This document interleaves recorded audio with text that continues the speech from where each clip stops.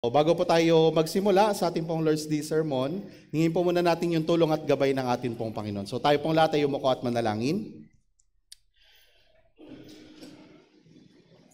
Banal at mabagi naming Amang Diyos na sa amin ay nagmamahal, Panginoon, lubos po kami nagpapasalamat, una at higit sa lahat sa dakilang kaligtasan na inyo pong ipinagkaloob sa amin. Panginoon, kami po ay mga makasalanan at gumagawa po ng kalikuan sa inyo pong harapan. Pero sa kabila po nito, Panginoon, minahal niyo po kami. Ipinadala ninyo si Jesucristo dito sa mundo, nagdusa po siya ng husto, dumanak ang kanyang banal na dugo para po linisin kami sa lahat po ng aming mga pagkakasala. Kaya maraming salamat po, Panginoon. Ganon din po, Panginoon, kami po ay nagpapasalamat ng higit sa biyaya na sinusundan pa ng biyaya, na kami po ay nakapanatili sa church at patuloy niyo po kaming tinutulungan sa aming pong paglakad bilang mga Kristiyano. Salamat din, Panginoon, sa pagkakataon na ito dahil binigyan niyo po kami ng oras para po muli magsama-sama na mapakinggan ng inyo pong mahalagang salita. Dalangin namin, Panginoon, na sa pamagitan po ng oras po na ito, matuto po kami sa inyong salita, maunawaan po namin kung ano po yung nais ninyo iparating sa amin sa oras po na ito. Para po, Panginoon, maisabuhay namin at magawa po namin lumakad ng tama sa inyo pong harapan. Kaya para po dito, Panginoon, hinihiling ko po na sana gabayan niyo po ako na inyo pong tagapagsalita, maibahagi ko lamang ang inyong kalooban at hindi po yung aking sariling kagustuhan. Ganon din po sa mga tagapakinig, pagkalooban niyo po sila ng mapagpakumbubang puso upang magawa po nilang maunawaan yung inyo po mga mahalagang salita.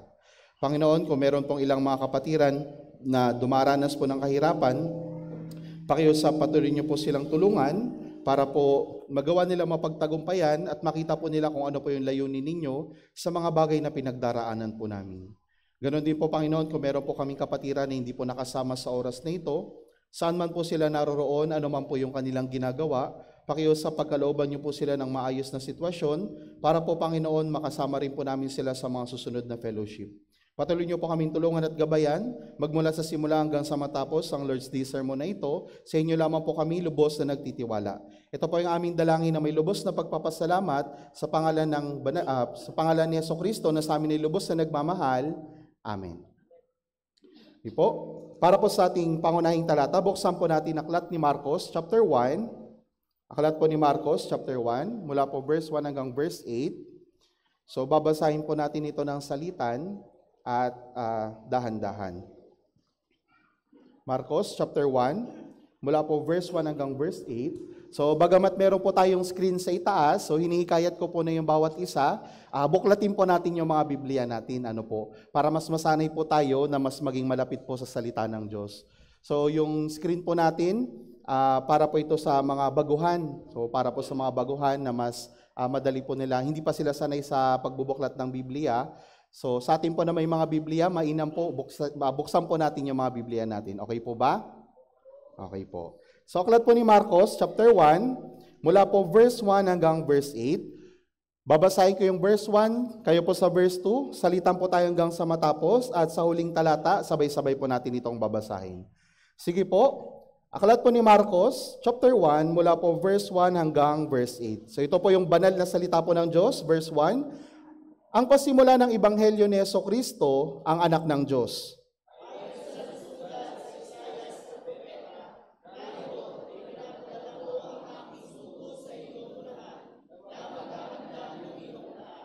Ang tinig ng isang sumisigaw sa ilang, ihanda ninyo ang daan ng Panginoon, tuwirin ninyo ang kanyang mga landas.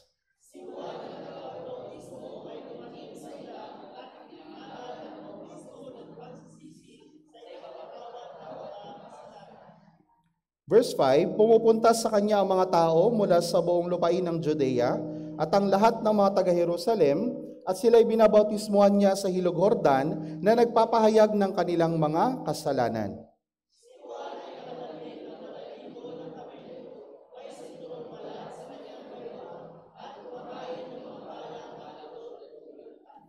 At siya'y nangangaral na nagsasabi, dumarating na kasunod ko ang higit na makapangyarihan kaysa akin. Hindi ako karapat-dapat yumukod at magkalag ng tali ng kanyang mga sandalyas. Verse 8, sabay-sabay po nating basahin. 3, 2, 1. Binautismuhan ko kayo sa tubig Ngunit kayo binabautismohan niya sa Espiritu Santo. So muli, magandang umaga po Castelios Church brothers and sisters. So kamusta po kayo? Nakatulog po ba kayo ng mabuti kagabi? Yeah, mabuti po. So, 1, 2. Bago po tayo magsimula, okay lang po batiin natin yung isa't isa ng magandang umaga. Sabihin nyo po, ang gwapo mo brother at ang ganda mo sister.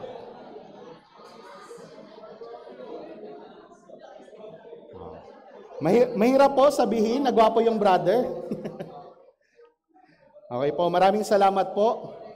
So, okay na po. Okay na po. Maraming salamat po. So, ngayon po, para po sa mga ilan po na hindi pa po nakakilala sa akin, muli magpapakilala po ako. So, ako po si Evangelist Jadiel Estrella. So, pwede nyo po akong tawagin na Evangelist Ja na lang. So, J.A. Madali pong tandaan, Evangelist Ja.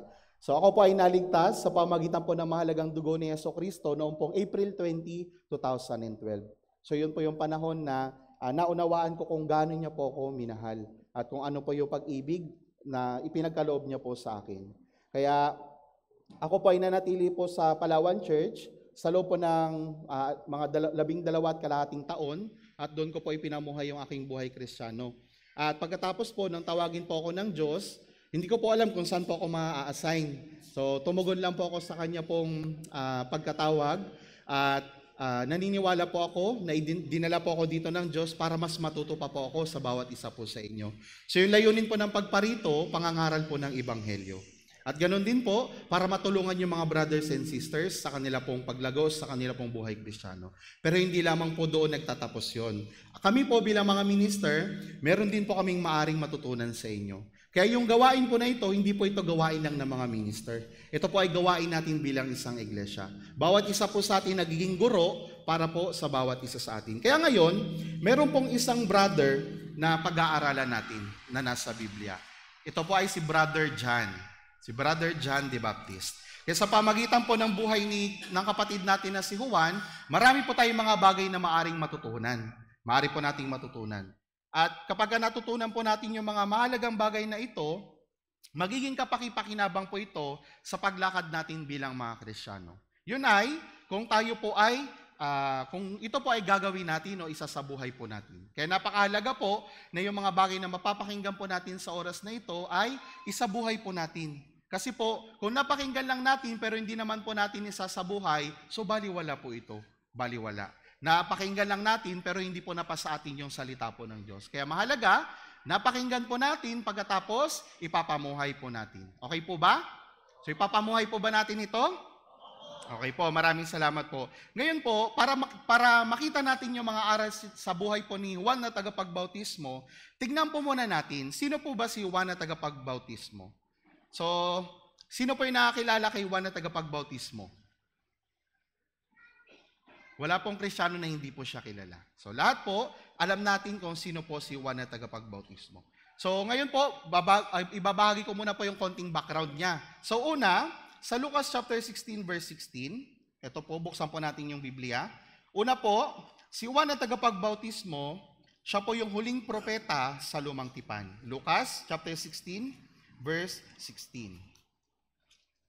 So para hindi po makatulog, minsan babasahin po ng mga brothers, minsan naman po mga sisters, okay po ba? So ngayon po, yung babasa, mga brothers po muna. Okay po? Lucas chapter 16 verse 16. So babasahin po ng mga brothers ng sabay-sabay at dahan-dahan. 3, 2, 1.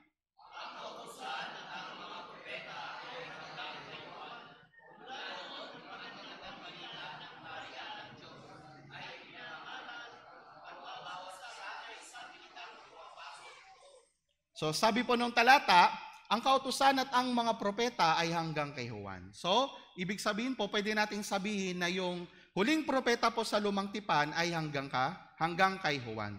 So siya po yung propeta na nagpropesiya kay Jesucristo. At siya rin po yung propeta na nagawang makita si Jesucristo. Ikalawa po, siya po ay propeta na nakapropesiya rin po yung kanyang kapanganakan. So siya yung propeta na nakatala rin sa Biblia na siya po ay isisilang. Ito po yon, Malakias chapter 3 sa verse 1. Sisters naman po yung babasa.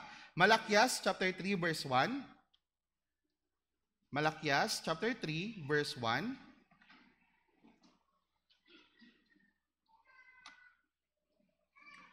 Malakias chapter 3 verse 1. Sige po sisters, pakibasa. 3, 2, 1.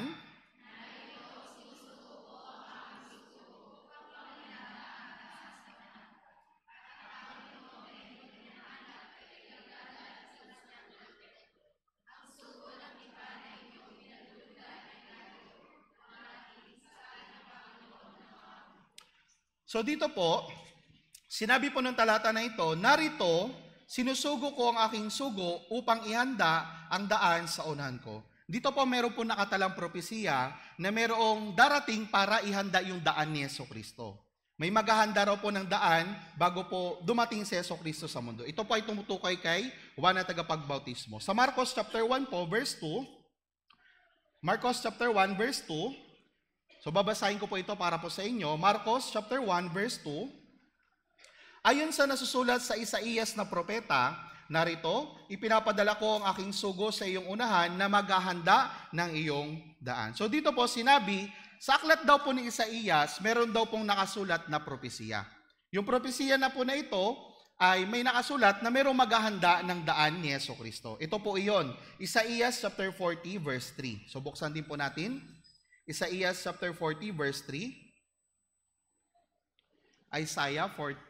Isaiah chapter 40 verse 3. Babasahin ko rin po. Ang tinig ng isang sumisigaw, ihanda ninyo sa ilang ang daan ng Panginoon. Tuwirin ninyo sa ilang ang lansangan para sa ating Diyos. So sinabi po dito sa talatang ito, sa tinig na sumisigaw. Ibig sabihin, meron pong isang tinig na sisigaw doon sa ilang. Yung bagay po na ito ay tumutukoy din po kay Juan na tagapagbautismo. Siya po yung tinig na sumigaw sa ilang bago dumating si Jesucristo. Ikatlo po, siya po yung propeta na maghahanda nung daan ng Panginoon. Marcos chapter 1, balik po tayo. Marcos chapter 1 verse 2 hanggang verse 3. Marcos chapter 1 verse 2 hanggang verse 3. So yung mga young adult group po natin, sila po yung babasa. Marcos chapter 1 verse 2 hanggang verse 3, so young adult group, pwede po pakibasa ng malakas at sabay-sabay, 3, 2, 1.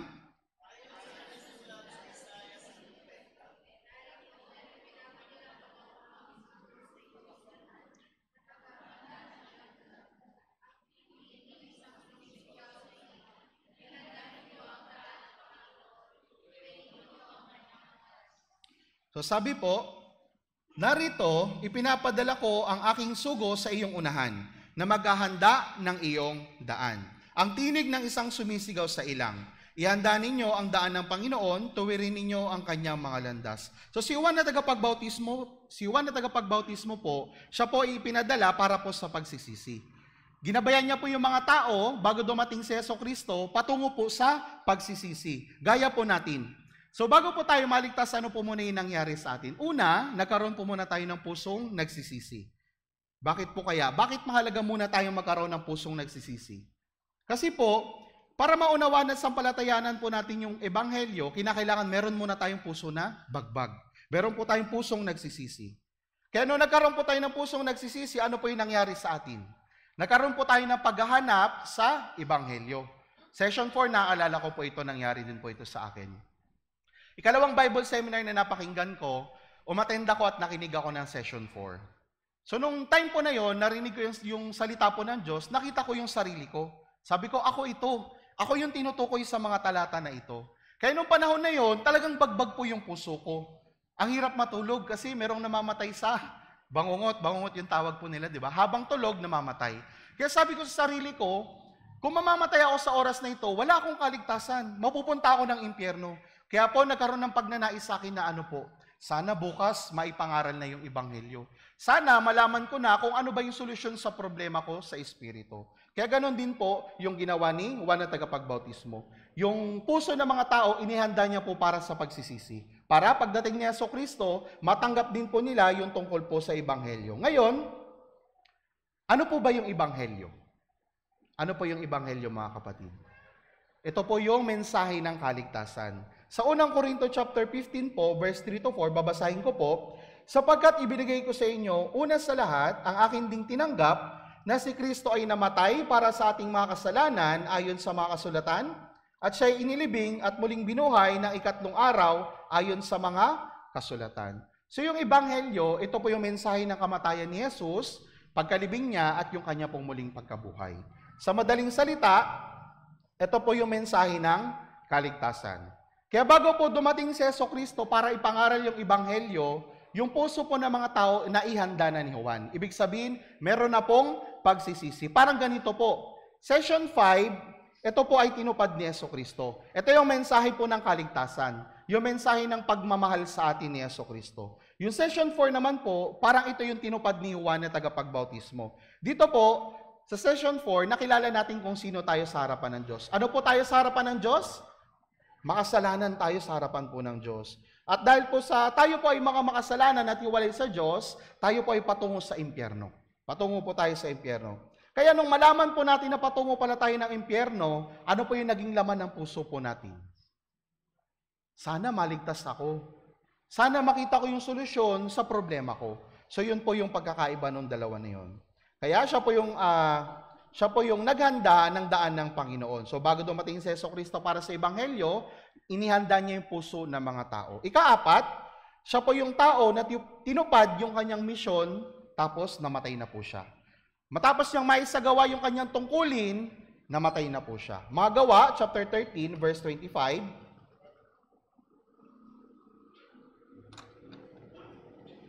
Mga Gawa, chapter 13, sa verse 25 po, basahin po natin ito ng sabay-sabay at dahan-dahan. Mga Gawa, chapter 13, verse 25, 3, 2, 1.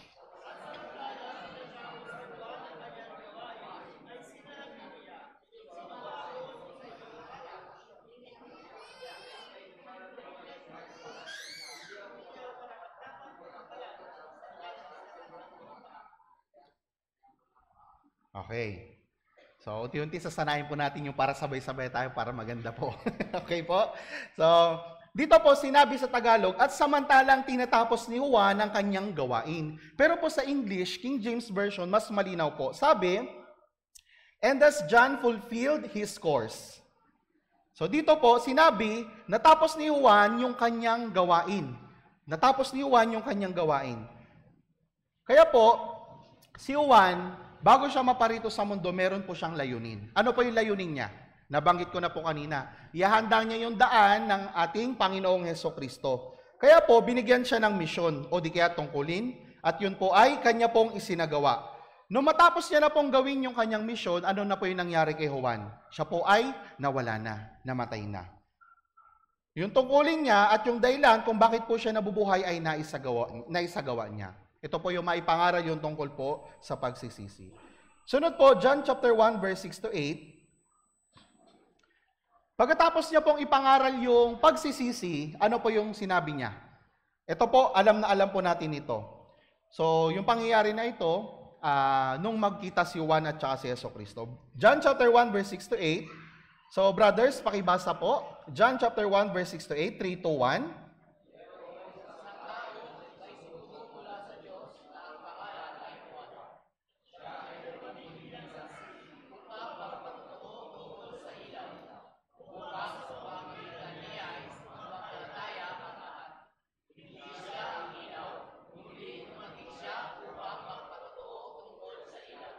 So una po, sabi sa kanya, ipangaral yung pagsisisi. Pangalawa, dito po sa talata na ito, sabi, siya ay dumating bilang saksi upang magpatotoo tungkol sa ilaw. Kaya, una, pagsisisi. Pangalawa, magpatotoo tungkol sa ilaw. Dito po sa talatang ito, yung tinutukoy po na ilaw dito ay si Jesucristo. So sinabi, dumating siya upang magpatotoo tungkol sa ilaw. Ibig sabihin, si Juan na tagapagbautismo ay dumating para magpatotoo tungkol kay Jesucristo. Kaya ano po yung ginawa niya nung makita niya si Jesucristo? Ito po, alam na alam din po natin ito. John chapter 1, verse 29. So babasahin po natin ng sabay-sabay. John chapter 1, verse 29. Basahin po natin ng sabay-sabay, 3, 2, 1. Kinabukasan, nakita ni Juan si Jesus na lumalapit sa kanya. At kanyang sinabi, narito ang kordero ng Diyos na nag-aalis ng kasalanan ng sanlibutan. Kaya po nagawa po ni Juan yung tungkulin na iniatang sa kanya po ng Diyos. Bago po siya namatay, tinupad niya po ito. Tinupad niya po ito. Inihanda niya yung puso ng mga tao sa pagsisisi at nagpatotoo rin po siya tungkol kay Jesucristo na ating tagapagligtas. Ngayon may tanong po ako. Nagawa po ni Juan yung ipangaral si Jesucristo. Nagawa po ni Juan yung kanyang tungkulin bilang isang Kristiyano. Ngayon, nasaan na po si Juan? Nasaan na po si Juan? Nasaan na po siya? Nasaan po siya? Meron bang Juan dito? Baka ito ninyo po. Meron pong brother na Juan dito po? Meron. So hindi po yung brother dito si John the Baptist po na nasa Biblia. Nasaan po si Juan na tagapagbautismo? Kung nasa langit na po siya, alam po natin nasa langit na siya ngayon, sino naman po yung magpapatotoo tungkol kay Jesucristo? Sino po? Yung mga taong iniligtas ng banal na dugo ni Jesucristo. Tayo po na mga taong nakaunawa po ng pag-ibig ng Diyos, meron po tayong tungkulin na ipangaral yung Ebanghelyo. Ipangaral yung Ebanghelyo.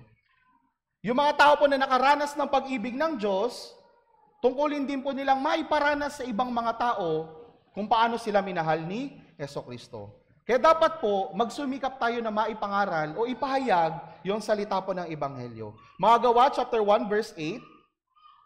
Mga Gawa, aklat po ng Mga Gawa, chapter 1, verse 8. Aklat po ng Mga Gawa, chapter 1, verse 8.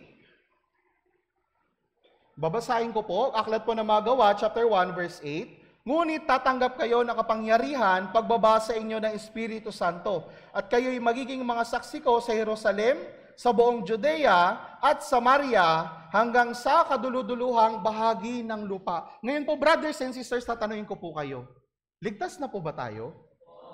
Kung ganon, kung tayo po ay mga taong ligtas na, tayo po ay mga saksi na para po sa Ebanghelyo. Sinabi po ng banal na salita po ng Diyos, at kayo'y magiging saksi ko sa Jerusalem, sa buong Judea, Samaria, at hanggang sa kaduluduluhang bahagi ng lupa. Pagkatapos po nating maligtas, meron po tayong tungkulin, kagaya ni Juan na tagapagbautismo. At bago po tayo mamatay, kinakailangan matupad po natin yung tungkulin na iniatang po sa atin ng Panginoon. So yung pinagkatiwala niya po sa atin, yung pangangaral ng Ebanghelyo. Kung gagawin po natin yung ating tungkulin, maliligtas po yung mga tao. Maliligtas yung mga mahal natin sa buhay. Pero kung tayo po bilang mga Kristiyano ay magpapabaya, marami po yung mapupunta sa impyerno. Marami po yung mapupunta sa impyerno. Huwag po natin sayangin yung pagkakataon.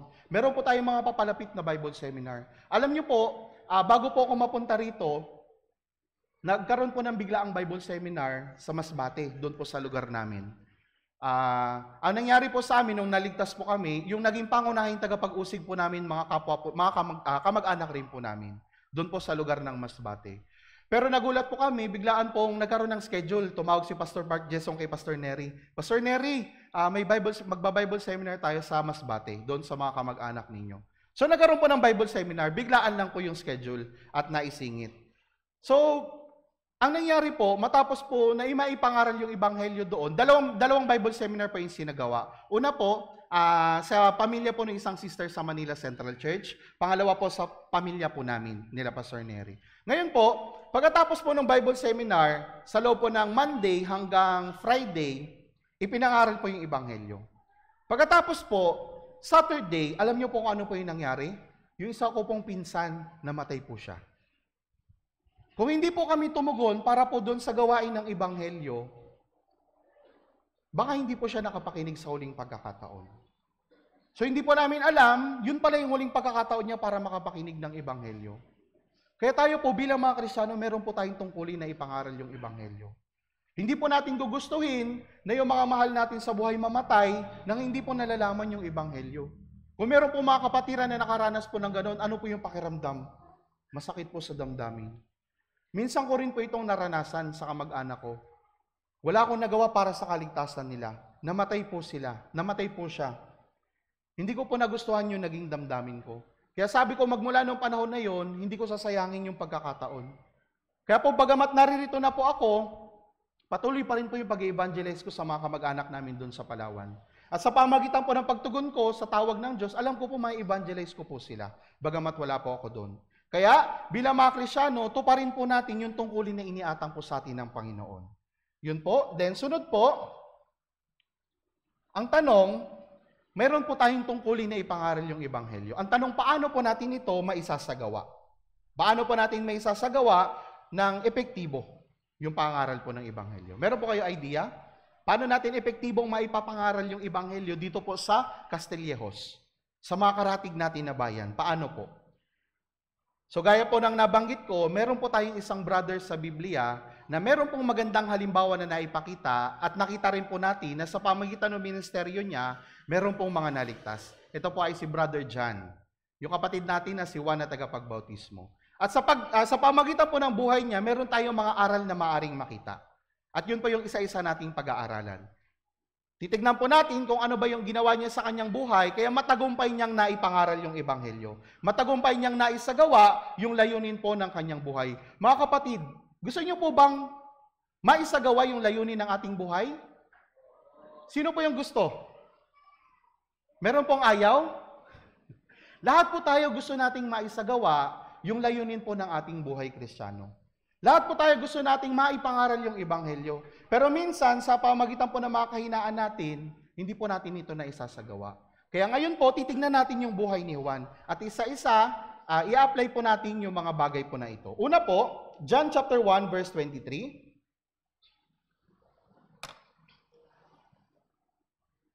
John chapter 1, verse 23. Babasahin ko po. 1 chapter 1, verse 23. Sinabi niya, ako ang tinig ng isang sumisigaw sa ilang na lugar. Tuwirin ninyo ang daan ng Panginoon, gaya ng sinabi ng propeta Isaías. So una po, nakatangian po na maaari nating, o yung ginawa ni Juan, na maaari nating makita, siya po ay tao na may malinaw na dahilan at layunin po ng kanyang buhay. So dito po, yung mga pari at dibita sa Jerusalem, nagpadala po sila ng mga tao kay Juan. Tapos, ano po yung ginawa nila? Pinatanong nila kay Juan. Sabi nila, tinanong nila si Juan, sino ka? Sino ka? Sino ka? Sabi dito, sabi niya, ako ang tinig ng isang sumisigaw sa ilang na lugar. Ngayon po mga kapatid, kung tatanungin ko po kayo, sino kayo? Brother Jonathan, kung tatanungin po kita, sino ka? Ano po? Ano po? Ano po yung sasagot ninyo? Kung tatanungin ko kayo kung sino kayo, ano po yung sasagot ninyo? Naturally, ang naiisip po natin na sabihin ano po, pangalan natin. Pangalan po natin. Tama po? Ako po pag tinanong ko, sino po kayo? Ako po si, brother ganito, brother ganyan, sister ganyan.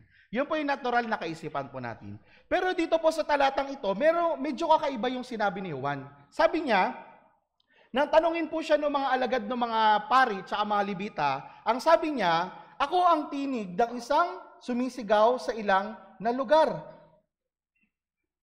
Ito po yung kanyang sinagot. Alam niyo po, sa pamagitan po ng kaganapan na ito, meron po tayong isang malinaw o magandang bagay na maaari po makita sa buhay ni Juan. Sa pamagitan po ng sinabi niya na ito, maaari po nating makita na alam po ni Juan kung bakit po siya isinilang sa mundong ito. Alam niya po kung ano yung layunin ng kanyang buhay at kung ano po yung bagay na dapat niyang gawin sa kanyang buhay. Kaya kapag tinanong siya, ano po yung sinabi niya? Ako ay isang tinig na sumisigaw sa ilang. Tinig na sumisigaw sa ilang. Hindi niya po sinabi yung kanyang pangalan, kundi sinabi niya kung ano ba yung layunin ng kanyang buhay. Ngayon po, brothers and sisters, ano po yung layunin ng ating buhay? Dapat po, malinaw natin itong nalalaman para po maipamuhay natin kung ano ba yung layunin ng atin pong buhay. Kaya po, dahil malinaw na nalalaman po ni Juan yung kanyang layunin, hindi niya po sinayang yung buhay niya at tinapos niya po yung misyon na itinalaga sa kanya ng Panginoon. Hindi po siya nagsayang. Ganon din naman po si Jesucristo. John chapter 17 verse 4.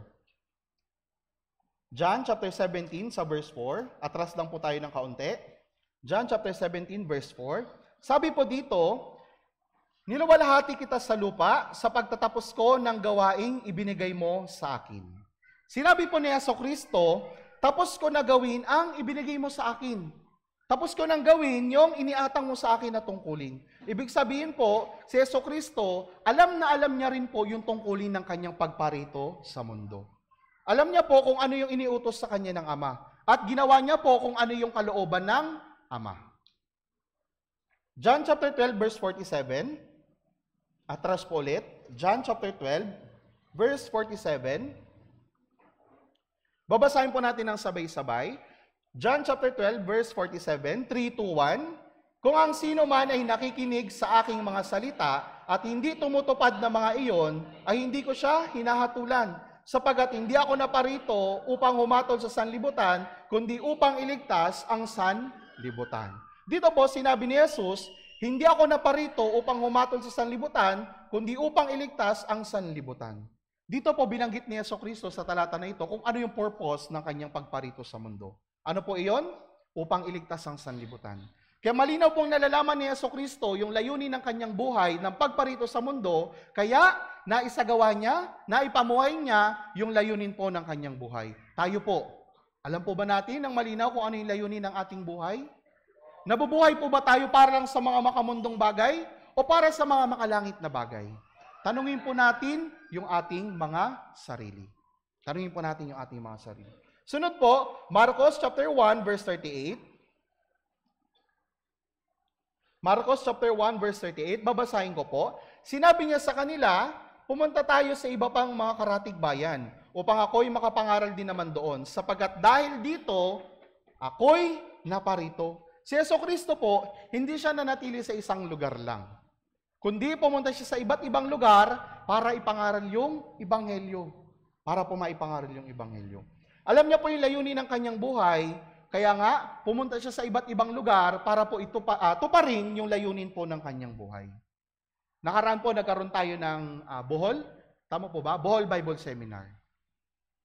Naisagawa natin ito, bakit po? Dahil alam po natin yung layunin ng ating buhay. Layunin ng ating buhay. Kaya kung alam natin yung layunin ng ating buhay, hindi lang po tayo dito mag-evangelize. Maging sa mga lugar kung saan naroroon po yung mga mahal natin sa buhay. Isa pa po, na halimbawa, si Apostol Pablo.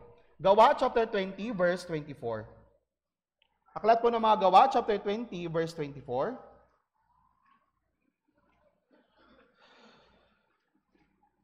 Aklat po ng Gawa, chapter 20, verse 24. Babasahin ko rin po.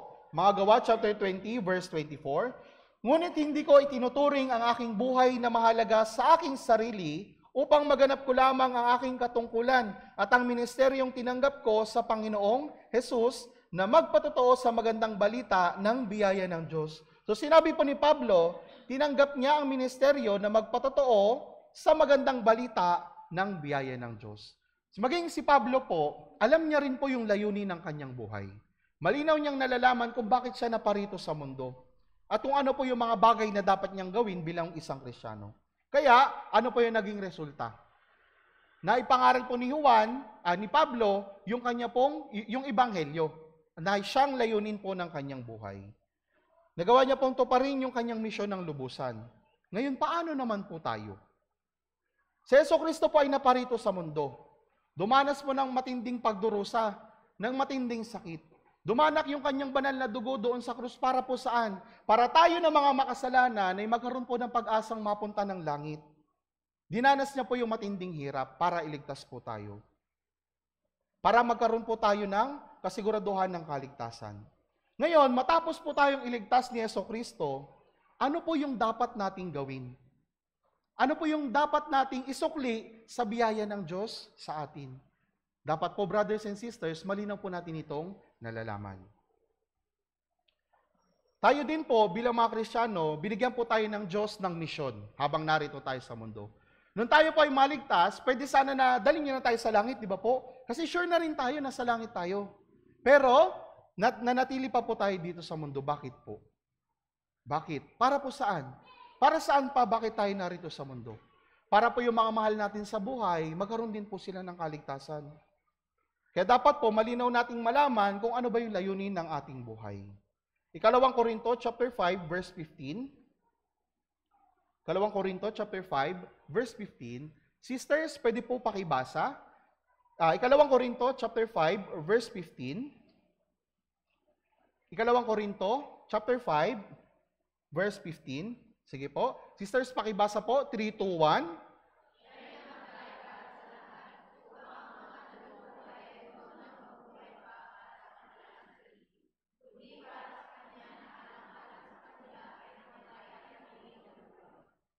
Sabi po dito, siya'y namatay para sa lahat upang ang mga nabubuhay ay huwag nang mabuhay pa para sa kanilang sarili, kundi para sa Kanya na alang-alang sa kanila ay namatay at muling nabuhay. Brothers and sisters, tayo po ay iniligtas ng Panginoon.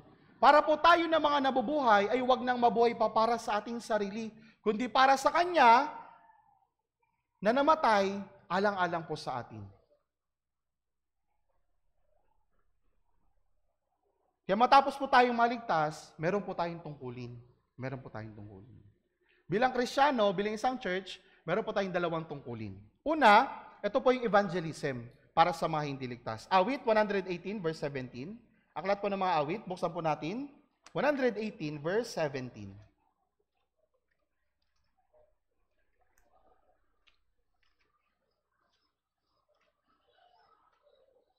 Awit 118 verse 17. Babasahin po natin ng sabay-sabay. Awit 118 verse 17. 3, 2, 1.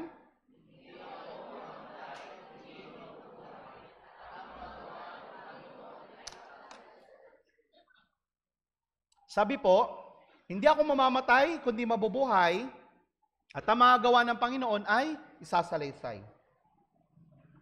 Tayo po ay naligtas dahil meron po nagbahagi sa atin ng Ebanghelyo.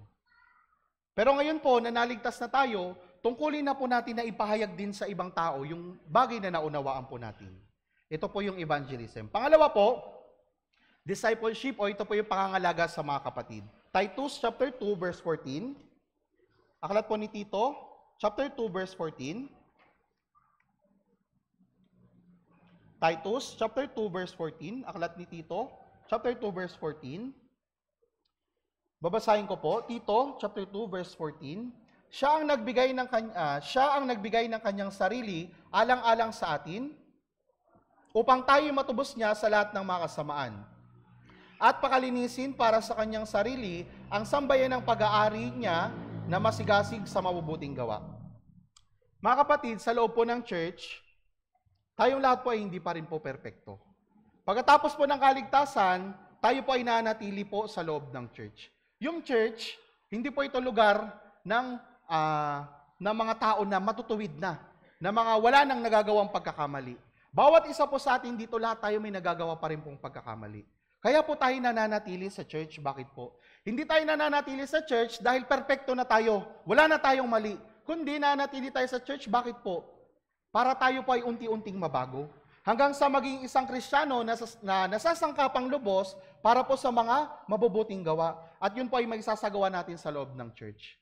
Ibig sabihin po, bawat brothers and sisters, nagtutulungan po tayo para po mapalago yung bawat isa. Mapalago yung bawat isa. At unti-unti po tayong nililinis sa loob po ng church. Para yung dating makamundong pagkatao, maging isang makalangit na pagkatao. Ito po yung buhay Kristiyano. At ito po yung layunin ng ating buhay bilang mga Kristiyano. So yung mga magulang po, ito po yung larawan ng church. Yung sanggol naman po, ito naman po yung mahihina at yung mga Kristiyano na bagong silang. Kaya paano po ba yung pag-aalaga ng isang sanggol? Paano po yung pangalaga ng isang sanggol? Halimbawa po, merong bata na naglalakad dito sa harap. Halimbawa lang po. Tapos ang ginawa ng bata, dumumi siya. Ano po ang gagawin ni Brother Jonathan? Sisipain niya po ba yung bata? Talagang bata ka. Hindi ka nakikinig sa magulang mo. Ganun po ba yung gagawin niya? Hindi po. Ano po yung gagawin niya? Dadalhin niya, kukunin niya yung bata, tapos dadalhin niya sa likod. Tapos aamuhin niya. Tama po? Aalagaan niya ng may pagmamahal. Ganito po yung pag-aalaga sa mga bata. Yung mga sanggol, hindi pa po nila alam kung ano po yung tama at yung mali. Ganon din po yung mga Kristiyano. Hindi po ibig sabihin na naligtas na tayo, mga banal na tayo. May mga pagkakataon na yung mga brothers and sisters, hindi pa po nila alam yung tama sa mali. Pero minsan po, kung tayo alam na natin yung tama at mali, kung hindi naman po alam ng mga kapatid, dapat po intindihin natin sila. Unawain natin sila. Yun po yung pangalaga ng sanggol. Lahat po tayo, meron po dito, hindi po pala lahat, sorry po, may mga kabataan. So meron po dito nanay at tatay. Paano nyo po inalagaan yung mga anak ninyo? Paano nyo po inalagaan? Halimbawa, sinabihan nyo yung bata, huwag maglalaro sa dumi. Nung sinabihan nyo ba siya na huwag maglaro sa dumi, agad-agaran hindi na siya naglaro sa dumi? Hindi po, di ba? Paulit-ulit, hanggang sa ilang taon. Ilang taon ng pagtsatsaga, ilang taon ng pagpapaalala, hanggang sa maunawaan niya na. Hanggang sa dumating sa kanya na, mali pala ito. Pero ilang taon po yung ginugol. Meron po ba dito na 1 taon, 2 taon niya lang tinuruan yung anak niya, 1 taon, 2 taon niya lang sinabihan yung anak niya na wag magkakalat, wag magdudumi, hindi na agad nagkalat yung anak niya? Wala po, di ba? Wala po. Halimbawa, 1 taon pa lang yung anak ninyo, sinasabihan nyo 1 taon na, sasabihan nyo ba siya na, anak naman, 1 taon na kitang pinagsasabihan? Hindi ka pa rin nakikinig, wala kang pinagkakatandaan. Ganun po ba yung ginagawa ng isang magulang? Hindi po. Yung isang magulang, pinagtsatsagaan niya yung kanya pong anak. Hanggang sa matuto po siya. Hanggang sa matuto. Kaya po ganun din po tayo sa loob ng church. Minsan po may mga kapatiran, hindi pa po talaga nila lubos na nauunawaan kung ano yung tama at mali sa loob ng church. Kaya bilang mga kapatid, ano po yung dapat nating gawin? Intindihin yung isa't isa, unawain yung isa't isa, at mahalin ang isa't isa. Ito po yung church, nagmamahalan. Nagmamahalan. Kaya kung tayo po ay mapupuno po ng pagmamahalan, gaano po kaya kaganda yung Castilleos Church sa tingin po ninyo? Sige nga po, sabihin niyo sa mga kapatid ngayon, kapatid, mahal kita. Sige po, kapatid, mahal kita. O yung yung iba ayaw ata Sige po, kapatid, mahal kita. Sige po, lahat po tayo. Yung hindi po makakapagsabi na mahal niya yung kapatid, hindi makakalabas dun sa pintuan. Nung sinabi niyo po na mahal niyo yung kapatid, ano po yung naramdaman ninyo? Masaya. Tapos lumabas yung ngiti ninyo. Kanina nakikinig kayo ng sermon, nakasimangot. Pero nung ipinakita niyo yung pagmamahal sa mga kapatid, ano po yung nangyari? Naging maganda po yung pakiramdam natin. Paano kaya kung araw-araw ganito yung ginagawa natin dito sa Castilleos Church? Paano kung tuwing linggo, ipinapakita natin yung pagmamahal? Tuwing fellowship, ipinapakita natin yung pagmamahal. Napakasaya at napakaganda. At kung puro po tayo ng pagmamahal, mapupuno tayo ng pagmamahal, tiyak po darating yung mga ligaw na kaluluwa po sa atin. Sa pamagitan po ng Castilleos Church. Kaya, kung alam po natin yung dahilan at layunin ng ating buhay, magagawa po nating akayin yung mga tao papalapit kay Kristo. At magagawa rin po nating matulungan yung bawat brothers and sisters para lumago sa pananampalataya. Yun po yung una. Ikalawa, si Juan, siya po ay taong ibinaba ang sarili at itinaas po niya yung Panginoon. Marcos chapter 1 verse 7. Marcos chapter 1 verse 7.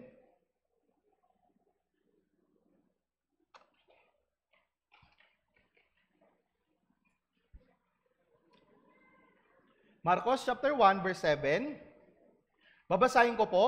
At siya'y nangaral na nagsasabi, dumarating na kasunod ko ang higit na makapangyarihan kaysa akin. Hindi ako karapat dapat yumukod at magkalag ng tali ng kanyang mga sandalyas.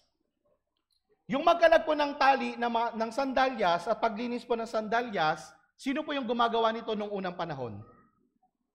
Sino po? Yung mga alipin. Yung gumagawa po nito nung pagkakalag ng tali ng sandalyas at paglilinis po ng mga paa, ginagawa po ito ng mga alipin. Ngayon, sabi po ni Juan, hindi ako karapat-dapat na yumukod at magkalag ng tali ng kanyang mga sandalyas. Ano po yung ibig niyang sabihin dito? Nung sinabi po ito ni Juan, ano po yung gusto niyang sabihin? Dito po, ipinakita po ni Juan yung kanyang kapakumbabaan. Bakit po? Itinuring niya po yung kanyang sarili na mas mababa pa kaysa sa isang alipin. Ganun po kalubos na nagpakumbaba si Juan. Kaya, sinabi niya, hindi siya karapat-dapat maglingkod kay Jesucristo. Siya po ay naging mapagpakumbaba sa harapan po ng Diyos at wala po siyang ginawa kundi itaas lang yung Panginoon. Itaas lang yung Panginoon. John chapter 3 verse 30. Ito po yung mahalagang salita po ng Diyos. John chapter 3 verse 30. Babasahin ko po. Siya'y kailangang tumaas, ngunit ako'y kailangang bumaba. Kinakailangan maitaas natin yung Panginoon sa loob ng church, pero tayo po kinakailangan maging mababa. Kaya po yung mga kapatiran na naunang naligtas, ano po yung katangian dapat nila? Ito po yung mga taong mapagpakumbaba. Mapagpakumbaba. Yung mga Kristiyanong malagos sa pananampalataya, sila po yung mga Kristiyanon na mapagpakumbaba. Lubos na mapagpakumbaba. Sabi nga sa English, understanding. understand. Ibig sabihin, tumatayo sila below ng ibang mga tao. Nasa ibaba sila palagi ng ibang mga tao. Yun po yung mapagpakumbaba. Si Juan, siya po ay naging mapagpakumbaba. At masaya po siya, nakontento siya na yung itinataas niya lang ay yung pangalan po ni Jesus. Dahil po dito, nagawa niya pong daling yung mga tao sa Panginoon. Nailapit niya po yung mga tao sa Panginoon. Kung tayo po ay magiging mapagpakumbaba, yung mga tao po kusang lalapit sa Diyos. Kusang lalapit sa Diyos. Tapos, kung tayo rin po ay magiging mapagpakumbaba, yung mga kapatid kusang lalapit po sila sa atin. Bakit? Alam nila na kapag lumapit sila sa atin, ano po yung mararamdaman nila? Ay, itong brother na to, tiyak tutulungan ako nito. Ipapanalangin ako nitong brother na to. Pero kabaliktaran po, kung yung mga kapatid ang tingin sa atin mapagmataas, ano po yung isipin nila? Ay, may problema ako ngayon, wala akong malapitan. Ayoko lumapit kay brother kasi ganito lang gagawin yan sa akin. So, hindi po magiging maganda. Kaya napakahalaga po sa atin ng mga naligtas na maging mapagpakumbaba. Si Juan po naging mapagpakumbaba po siya sa harapan ng Diyos. Kaya naisagawa niya po yung layunin ng kanya pong buhay. Mga Gawa, chapter 10, verse 24 to 26. Si Jesucristo po, dapat siya po yung sumagana sa atin. Kaya yung mga sinaunang manggagawa po ng Panginoon, ganun din po yung ginawa nila. Ibinabarin po nila yung kanilang sarili at itinaas po yung Panginoon. Gawa, chapter 10. Kalat po ng mga Gawa, chapter 10, verse 24 hanggang 26. So yung mga brothers po, pwede po pakibasa ito. Mga Gawa, chapter 10, verse 24 hanggang 26, 3 to 1.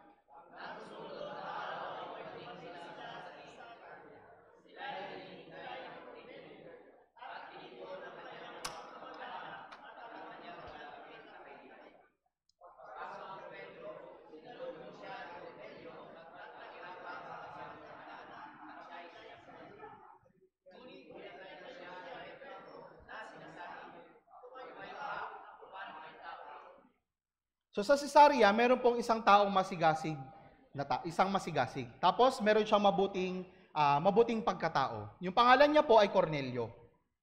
So siya po ay kilalang tao at meron po siyang kabanalan. Pero kahit na masigasig po siya at may kabanalan, nung panahon po na ito, hindi pa po siya ligtas. Hindi pa po siya ligtas. Kaya sinabi po ng anghel sa kanya, magsugo ka ng mga tao. Sabi ng anghel, magsugo ka ng mga tao at papuntahin mo kay Pedro. Ipinatawag niya po si Pedro para po ipangaral sa kanila yung salita po ng Diyos. Kaya yun po yung nangyari. Yung mga tao niya pumunta kay Pedro para mangaral si Pedro sa kanila. Kaya po, naglakbay sila Pedro kasama yung mga tauhan niya. Nung dumating na po si Pedro doon sa lugar po nila Cornelio, ang ginawa po ni Cornelio, ano po? Lumuhod po siya sa paanan ni Pedro. Tapos, sinamba niya po si Pedro. Pero ano po yung ginawa ni Pedro? Ano yung ginawa niya? Itinayo niya po si Cornelio. Itinayo niya si Cornelio. At ano po yung sinabi niya? Ako man ay tao rin. Tao rin. Si Pedro po, nagpakumbaba po siya sa harapan po ng mga tao. Hindi niya po itinaas yung kanyang sarili, kundi itinaas niya lang po yung Panginoon. Yung mga lingkod po ng Panginoon, hindi po nila itinataas yung kanilang sarili sa loob po ng church. Kundi yung Panginoon na kanilang tagapagligtas. Ito po yung katangian ng mga Kristiyano. Kaya sa loob po ng church, wala pong taong mataas, kundi mapagpakumbaba.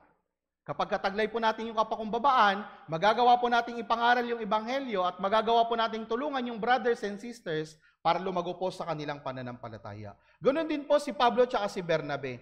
Mga Gawa, chapter 14, verse 11 to 15. Mga Gawa, chapter 14, verse 11 to 15. Gawa, chapter 14, 11 to 15. So, sa salitan pong babasahin ng brothers at ng mga sisters. Brothers po, verse 11, sisters sa verse 12, at salitan po hanggang sa matapos. Sige po, mga Gawa, chapter 14, verse 11 hanggang 15, 3, 2, 1.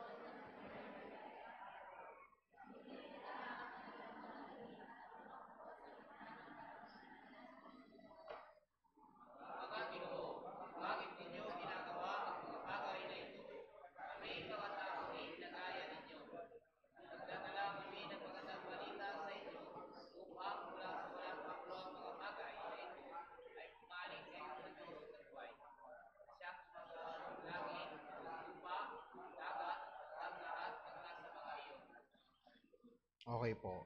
Naunawaan niyo po yung kwento sa talata pong ito. So dito po, pinagaling po ni Pablo yung isang may karamdaman doon po sa Listra sa pamamagitan po ng kapangyarihan ng Panginoon. Kaya, ang nangyari po, nakita po ito ng mga tao doon sa bayan nila.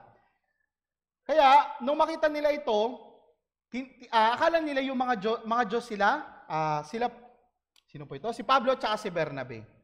Nakita nila ito at sinamba po nila yung dalawang lingkod po ng Diyos. Tapos sinubukan po nila mag-alay sa kanila. Pero ano po yung ginawa nila Pablo at Bernabe? Dito po, verse 14, ngunit nang marinig ito ng mga apostol na sina Bernabe at Pablo, pinunit nila ang kanilang mga damit at tumakbo sa gitna ng karamihan na sumisigaw. Kaya nung pinupuri na po sila ng mga tao at gusto mag-alay po sa kanila ng mga tao, ang ginawa po nila, pinunit po nila yung kanilang damit. Ano po yung ibig sabihin nito? Yung pagpunit po ng damit, ito po yung hindi pagsang-ayon. O di kaya, yung pagtutol. Halimbawa po ganito. Halimbawa, si Brother Ricky. Sinabi niya sa akin, ang gwapo ni Evangelist ngayon Pero si Brother Jonathan, pinunit niya yung damit niya. So, ibig sabihin, tumututol po siya. So, ganun po yung ginagawa nila kapag tumututol sila. So, dito po, pinuri ng mga tao, nasundan niyo po kung ano po yung kahulugan ng pagpunit ng damit. So, ibig sabihin po yung pagtutol. Dito po, nung pinupuri na po ng mga tao si Pablo at saka si Bernabe, at gusto po mag-aling ng mga tao sa kanila, pinunit po nila yung kanilang damit. Ibig sabihin, tumututol po sila doon sa ginawa ng mga tao sa kanila. Kaya po nila pinunit yung kanilang mga damit. Kaya pagkatapos po nila na magawa ito, ipinangaral po nila yung ebanghelyo at sila po ay naging maingat na purihin po ng mga tao. Naging maingat na purihin ng mga tao. Kaya minsan po, may mga ganun po mga pangyayari na minsan naitataas natin yung ating sarili. Pero kapag narinig po natin yung papuri ng ibang mga tao, ano po yung gagawin natin? Punitin po natin yung damit natin. Hindi po literal na pupunitin natin Ibig sabihin po, tutulan natin. Ibig sabihin, lahat ng papuri sa Diyos lang. Hindi ako yung may gawa nito, yung Diyos lang. Yung Diyos lang. Lagi po yung Diyos lang yung papurihan po natin. Unang Korinto chapter 5 verse 9, 15 verse 9. Unang Korinto chapter 15 verse 9. Aklat po ng Unang Korinto chapter 15 sa verse 9. Babasahin ko po, sapagkat ako ang pinakahamak sa mga apostol at hindi karapat-dapat na tawaging apostol, sapagkat inusig ko ang iglesia ng Diyos. So ito po yung sinabi ni Apostol Pablo. Kung babasahin po natin yung Biblia, sa katunayan maituturing po natin si Pablo na pinakadakilang apostol. Pero sabi niya, ako ang pinakahamak sa mga apostol. Itinuring niya po yung sarili na pinakamababa sa lahat po ng mga apostol. Sunod, Efeso chapter 3, verse 8. Efeso chapter 3, verse 8. Babasahin ko rin po. Efeso chapter 3, verse 8. Bagaman ako ang pinakahamak sa lahat ng mga banal, ang biyayang ito ay ibinigay sa akin upang ipangaral sa mga hintil ang mga di masukat na mga kayamanan ni Kristo. So dito po, inilarawan ni Pablo yung kanyang sarili na pinakahamak naman po sa mga banal. Kaya una, itinuring niyang pinakamababa siya sa mga apostol. Pangalawa, siya yung pinakahamak sa mga banal. Ikatlo po, unang Timoteo chapter 1 verse 15. Unang Timoteo chapter 1 verse 15. Sabi po dito, tapat ang salita at nararapat tanggapin ng lubos na si Kristo Jesus ay pumarito sa sanlibutan upang iligtas sa mga makasalanan na ako ang pangunahin sa mga ito. Dito po sinabi ni Pablo, siya yung pangunahin sa mga makasalanan. Ibig sabihin, tinuring niya yung kanyang sarili na pinakamakasalanan sa lahat po ng mga makasalanan. Ibinaba niya po yung kanyang sarili at tinawag na pangunahin sa mga makasalanan. Kaya una po, sinabi ni Pablo, siya yung pinakahamak sa mga apostol. Pangalawa, siya yung pinakahamak sa mga banal. Ikatlo, itinuring niya na siya yung pinakahamak sa mga makasalanan, pangunahin sa mga makasalanan. Kaya ganun po naging mapagpakumbaba si Pablo. So bakit niya po ibinaba yung kanyang sarili? Bakit po siya nabuhay sa kapakumbabaan? Bakit po? Dahil po si Pablo ay isang anak ng Diyos at lingkod ng Diyos na mapagpakumbaba. Mapagpakumbaba. Kaya tayo po, anak po tayo ng Diyos na mapagpakumbaba. Kaya bilang isang Kristiyano, ano po yung dapat nating taglayin? tayo po ay dapat maging mapagpakumbaba. Ikalawang Korinto, chapter 4, verse 5. Ikalawang Korinto, chapter 4, verse 5. Basahin po natin ang sabay-sabay ito. Ikalawang Korinto, chapter 4, verse 5, 3-1. Sapagkat hindi namin ipinangangaral ng aming sarili, kundi si Kristo Jesus bilang Panginoon at kami ay inyong mga lingkod dahil kay Kristo. So ipinangaral po ni Pablo si Jesucristo na ating Panginoon. At para magawa niya po iyon, ibinaba niya po yung kanyang sarili. At naglingkod po siya sa mga Kristiyanong naligtas. Tayo po dapat din nating ipangaral si Jesucristo. Dapat din po nating paglingkuran yung mga kapatid.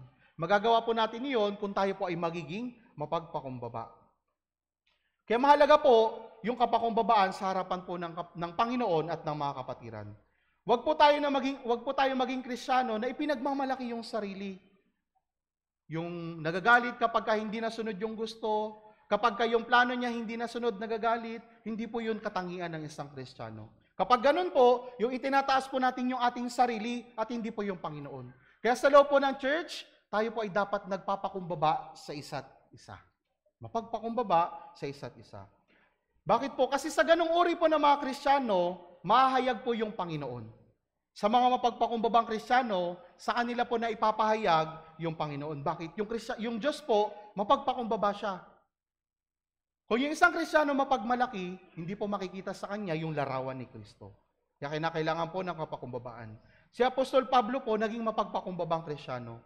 Kaya siya po ay ginamit ng Diyos para sa kaligtasan po ng marami. Alam na alam po natin yung mga bagay na nagawa ni Pablo. At nagawa niya po iyon dahil siya po isang Kristiyano na mapagpakumbaba. Kaya sa loob ng church, ibaba po natin yung ating sarili at itaas po natin yung Panginoon. Ikatlo po, si Juan na tagapagbautismo, siya po ay taong nabuhay na maka-Diyos at hiwalay po sa mundong ito. Lucas chapter 3 verse 2.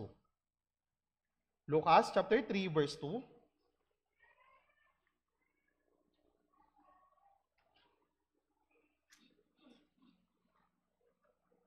Lucas chapter 3 verse 2.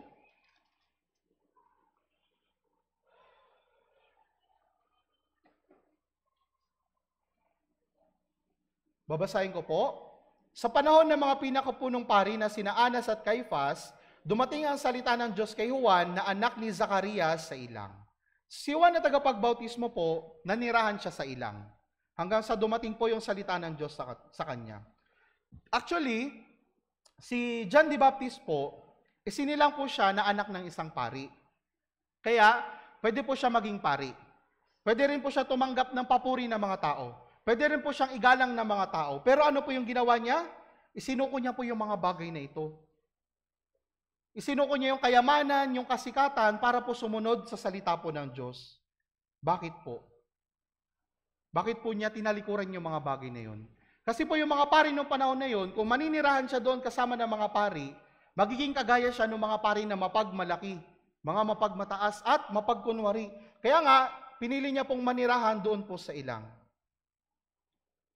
Kung si Juan po ay namuhay na kasama nila, magiging kagaya siya ng mga pari. Kaya lumayo po siya doon po sa mundo. Tapos pinili niya pong mamuhay sa ilang na iniutos po ng Diyos sa kanya. So namuhay po siya na may kabanalan bilang propeta ng Diyos at hiwalay po sa kasalanan at hiwalay rin po sa mundong ito. Kaya yung mensahe po ni Juan na tagapagbautismo, talagang tumatak po sa mga tao. Kasi nanirahan po siya ng hiwalay sa mundong ito. Parang ganito po, halimbawa mga kapatid. Sinasabi natin Kristiyano tayo, tapos mag-evangelize tayo. Pero kung ano yung ginagawa ng mundo, yun din yung ginagawa natin, may evangelize po natin sila. Halimbawa, naninigarilyo. Attend kang Bible seminar. Pwede po ba? Hindi po. Halimbawa, naroon kayo sa isang bar. Pre, attend tayo Bible seminar. Pwede po ba mangyari yun? Hindi po. Hindi po mangyayari. Kapag nakita ng mga tao na wala tayong pinagkaiba sa mundong ito, pareho lang tayo sa mundong ito, mapupunta po sila ng impyerno. Pero kabaliktaran po, kapag nakita nila sa atin na tayo po ay namumuhay, na malayo sa mundong ito, hiwalay sa mundong ito, hahanapin po nila kung ano yung kaligtasan at kung ano po yung meron sa atin. Kaya dapat mamuhay po tayo ng hiwalay sa kasalanan at sa mundong ito. Para po magawa nating ma-evangelize yung mga tao sa mundo pong ito.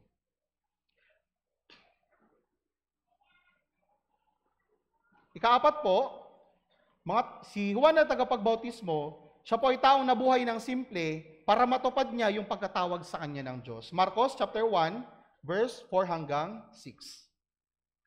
Marcos chapter 1, mula po verse 4 hanggang verse 6. Salitan din po ulit nating babasahin. So una po mga sisters, sunod po ay mga brothers.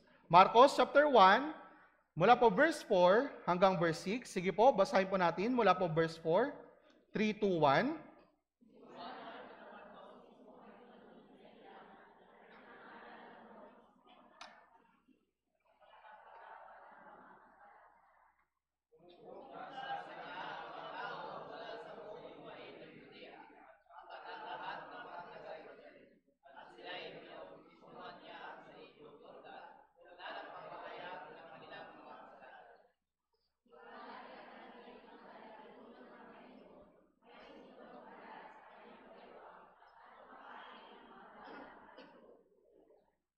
So si Juan na tagapagbautismo po, namuhay po siya doon sa ilang. Tapos ang suot niya po ay ano? Gawa sa buhok ng kamelyo, na may sinturon na balat sa kanyang bewang. Tapos ano po yung kinakain niya? Balang at pulot. Ano po yung balang? Yung locust, ito po yung, ano po yun? Tipaklong? Tama po? So yun po yung kinakain niya doon sa ilang. At yung honey, yung pulot. So bakit niya po ito ginawa? Bakit pinili niya pong mamuhay ng simple doon sa ilang? Tapos, bakit po pinili niyang mamuhay doon sa ilang ng simple kaysa po mamuhay ng marangya kasama po ng mga pari? Bakit po niya ginawa ito? Kasi po yung buhay niya, ito po ay nagpapakita po sa atin ng isang buhay na manlalakbay. Tayo po na mga Kristiyano, tayo po ay pilgrim. Alam niyo po yung pilgrim? Manlalakbay lang po tayo sa mundong ito. Kaya, yung pag-asa po natin, wala po sa mundong ito. Wala po sa mundong ito. Tayo po bilang mga Kristiyano, kung nabubuhay po tayo na parabang yung pag-asa natin sa mundo, hindi po tayo makakapag-evangelize. Hindi po tayo makakapag-evangelize. Pero kung tayo po ay mabubuhay na yung pag-asa po natin ay nasa langit, makikita po ito ng mga tao at lalapit po sila sa atin. Halimbawa, meron po tayong problema. Pero kahit na meron tayong problema, nakangiti pa rin tayo. Tapos nakita ito ng mga kamag-anak natin. Bakit kaya kahit na ang dami niyang problema, nakangiti pa rin siya? Yung pag-asa niya nasa langit pa rin. Puro Diyos yung bukang bibig niya. Bagamat isang beses na lang kumakain sa isang araw. So kapag nakita po nila na yung pag-asa po natin ay nasa langit, magagawa rin po natin silang ma-evangelize. Kaya yung pagkain po niya, natural lang. Bagamat siya po ay isinilang sa marangyang buhay, iniwan niya po ito. Tinalikuran niya yung magandang buhay at namuhay po ng simple lang. Yung simpleng buhay po, dapat maging katangian din po natin bilang Kristiyano. Tandaan po natin, wala po tayong magagabayang patungo sa Diyos kung yung pag-asa po natin nasa mundong ito. Halimbawa, meron tayong ine-evangelize. Pero yung ine-evangelize natin, araw-araw doon natin binabanggit na, wala na naman kami makain, wala na naman kami masain. Kapag palagi pong ganun, ano po yung magiging kaisipan niya? Dahil sa church, naghihirap siya. So magkakaroon po sila ng maling pagkaunawa. Pero kahit na meron po tayong pinagdaraan ng kahirapan, pero nakangiti pa rin po tayo, at palagi nating binibigyan ng papuri yung Diyos sa lahat ng sitwasyon sa ating buhay, lalapit po sila sa atin at hahanapin nila yung pag-asa na nasa atin. Kaya si Juan, siya po yung taong nabuhay ng simple para matupad niya po yung pagkatawag sa kanya ng Panginoon. Ikalima po, si Juan, siya po yung taong ipinangaral ng salita ng Diyos na may katapangan. Marcos chapter 1, verse 2 hanggang 4. Malapit na po tayo. Nantok na po ba iba? Marcos chapter 1, verse 2 hanggang verse 4. Marcos chapter 1, verse 2 hanggang verse 4. Salitan din po nating babasahin ito. Brothers sa verse 2, sisters sa 3, sabay-sabay tayo sa verse 4. Okay po? Marcos chapter 1, verse 2 hanggang 4, 3, 2, 1.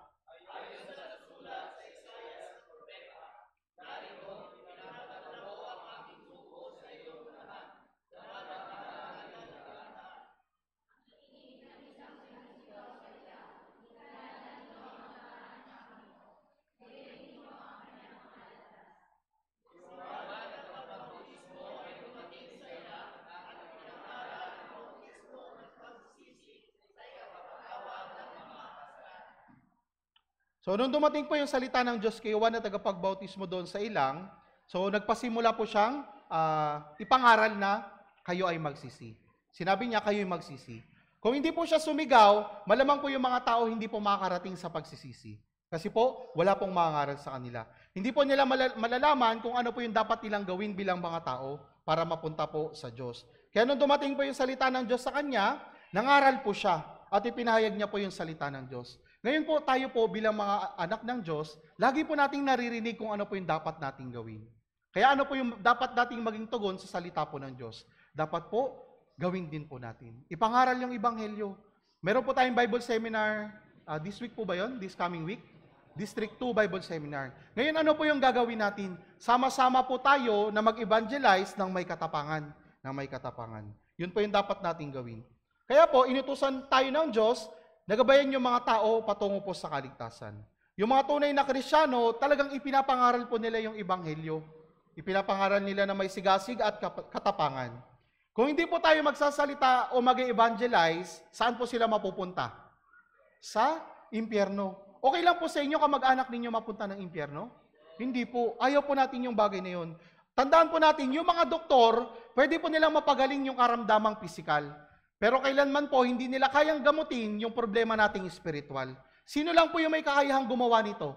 Tayo na mga taong ligtas. Tayo lang po yung maaaring makatulong sa mga tao para masolusyonan po yung problema sa kasalanan. Binigyan po tayo ng chance ng Diyos para maging kabahagi po sa Kanya pong gawain ng pagliligtas. Kaya wag po natin itong sayangin at ipangaral po natin yung salita po ng Diyos na may katapangan. Ika-anim po at panghuli, ito po yung katangian ni Juan.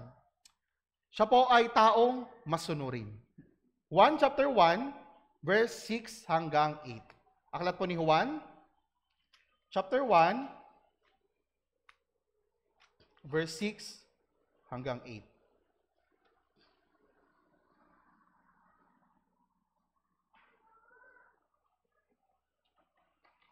Juan chapter 1, verse 6 hanggang verse 8. Babasahin ko po ito. Mayroong isang tao na isinugo mula sa Diyos na ang pangalan ay Juan. Siya ay dumating bilang saksi upang magpatotoo tungkol sa ilaw, upang sa pamagitan niya ay sumampalataya ang lahat.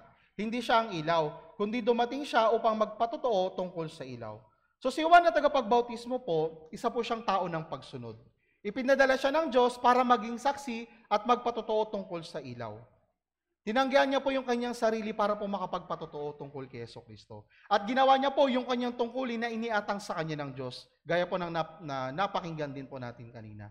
Tinupad niya po yung kanyang misyon at sinunod yung salita ng Diyos at yung task, yung misyon na ibinigay po sa kanya ng Diyos. Kaya nagawa niya po makapagpatotoo tungkol kay Jesucristo. Yung mga Kristiyano na iniligtas po ng Diyos, dapat tayo rin po ay maging masunurin sa salita po ng Diyos.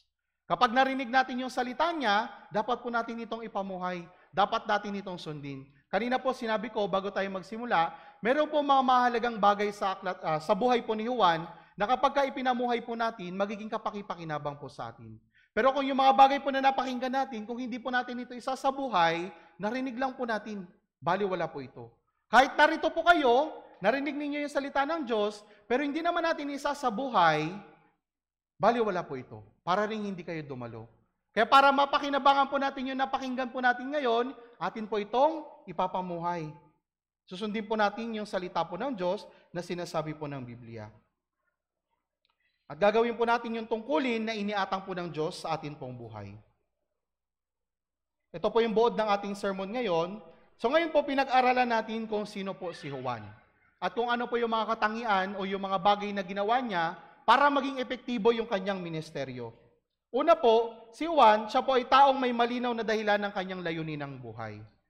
So, dahil malinaw po yung layunin ng buhay ni Juan, nagawa niyang mabuhay ng ayon po sa kanyang purpose, sa kanyang layunin. Ganon din po tayo. Kung malinaw nating nalalaman yung layunin ng ating buhay, magagawa rin po nating mabuhay na inline doon po sa layunin ng ating buhay. Nasusundan niyo po? Ikalawa, siya po ay taong ibinaba yung kanyang sarili at itinaas yung Panginoon. Yung lagi lang po natin itataas yung Panginoon at hindi po yung ating sarili. Kaya sa loob po ng church, yung katangian ng mga Kristiyano, mapagpakumbaba. Wala pong mapag, mataas. Ikatlo, si Juan po, siya ay taong nabuhay na maka-Diyos at hiwalay sa mundong ito. Hindi po natin ma-evangelize yung mga tao kung yung pag-asa po natin ay naririto pa rin sa mundong ito. Kinakailangan maging hiwalay po tayo sa mundo, maging hiwalay sa mga kasalanan para magawa nating ma-evangelize yung mga tao. Ikaapat, si Juan, siya po ay nabuhay ng simple para matupad niya yung pagkatawag sa kanya ng Diyos. Pamumuhay ng simple. Ikalima, taong ipinangaral ang salita ng Diyos ng may katapangan. Sa pag-evangelize po natin, kinakailangan natin ng katapangan para po sa kaluluwang mga naliligaw.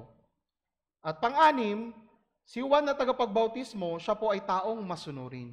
Yung mga bagay na iniutos sa kanya ng Diyos, ginawa niya. Ganon din po tayo bilang mga Kristiyano. May mga bagay na ipinag-uutos sa atin yung Diyos. Ano po yung dapat natin gawin? Dapat po natin itong sundin at ipamuhay.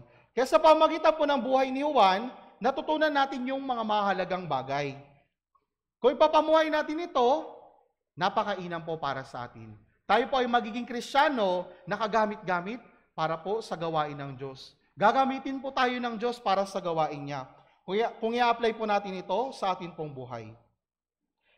Para po maligtas yung mga ligaw na kaluluwa at para rin po mapalakas yung mga brothers and sisters dito po sa loob ng Castillers Church.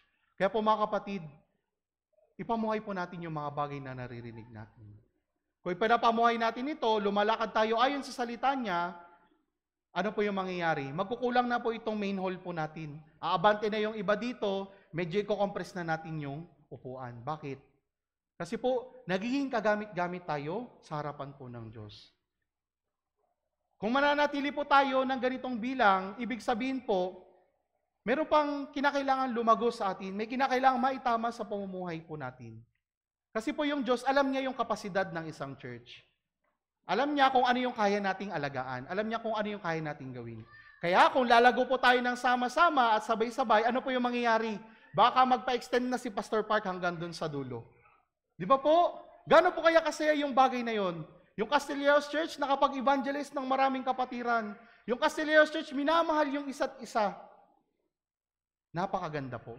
Kaya, ang gagawin po natin, ipamuhay pa natin yung mga bagay na sinasabi po ng Diyos. Napakarami po ng mga utos ng Diyos sa atin bilang mga Kristiyano.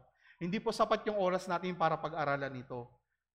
Pero po, bago po kayo bitawan, sa mga cell group, sa mga fellowship na nangyari po itong linggo, meron po kong paulit-ulit na binabanggit sa kanila.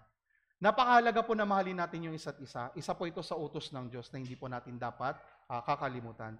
Mahalin natin yung isa't isa at magsakripisyo para po sa gawain ng Diyos.